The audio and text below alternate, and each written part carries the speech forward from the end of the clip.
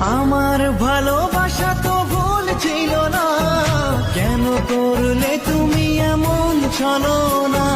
কি দোষে দোষী করে তুমি চলে যাও, অশান্ত মন আমার কিছু বুঝে না।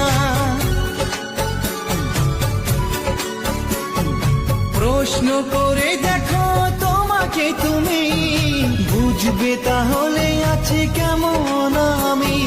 তোমার গায়ে হলুদে কত কোলাহল, এদিকে আমার চোখে ঝরে শুধু জল।